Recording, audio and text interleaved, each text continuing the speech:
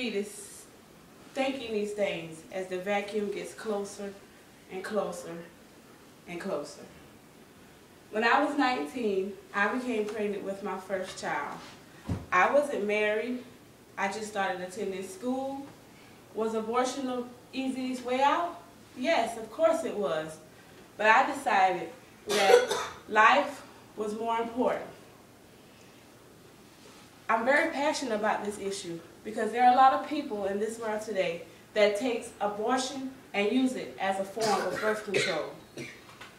We need to stop the useless killing of all the fetuses in the world. We're killing people, not just fetuses, but these are actual human beings. It's not right. I believe it, and also does God. Within the next few minutes, you will learn why mothers choose to have abortions, the risks to having an abortion, and ways that churches and government can implement ways that we can stop these killings of these fetuses that do have a right to live. Reasons for abortion. There are many different reasons that people choose to have abortion. A poll says that 50% of Americans say that they agree with the fact that a person can have an abortion in the case of incest or rape. Although a lot may see that that is a reasonable reason, but that's not even the number one reason for people to even have an abortion. As a matter of fact, it's the least reason that mothers choose to have an abortion. Statistics show that 25% of mothers who choose to have abortion say that the reason for not having an abortion is because they don't feel responsible and they're not ready. 23% feel that they just simply can't afford it. 19% say that they have children, all the children that they want, and they have enough family responsibilities. Now, are these real reasons why we should kill the fetus in these lives? No, they're not. But these are the reasons that people take when they choose to incorporate their lives and acts that they should be more responsible instead of going through with them and then killing these fetuses as if they were nothing. Many people have these abortions without not even considering the different risks that they're taking when they are having these different types, this act. One thing that they are exposing themselves to is that in future pregnancies, they can be tubal.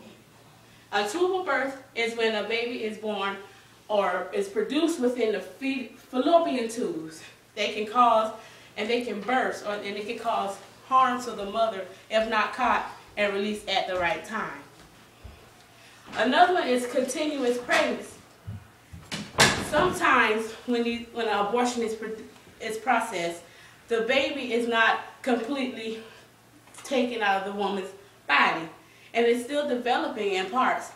And this causes it to produce a major surgery to go in and finish what the abortion did not complete.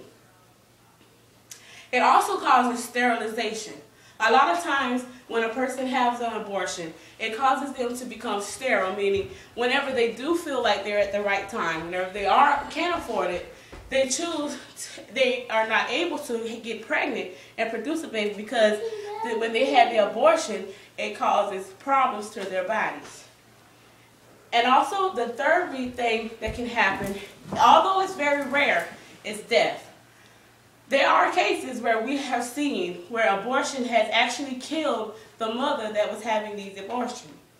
They are caused by different infections, hemorrhages, and uterine perforation. Ways that we can do, things that we can do to stop the abortions. One thing that we can do is that we can teach people of abstinence.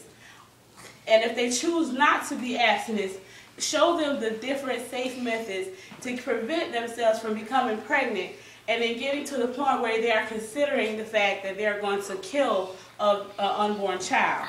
Another option that they can have is abortions. There are plenty of people in the world today that simply cannot have kids of their own.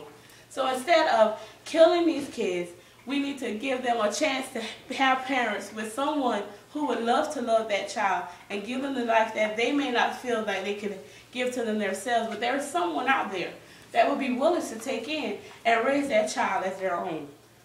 Also, the government can provide laws making it harder and put some restrictions on as to why a person should have an abortion. It shouldn't be so easy as to just come up with $300 and to just go up to a clinic and say, hey, I want this abortion.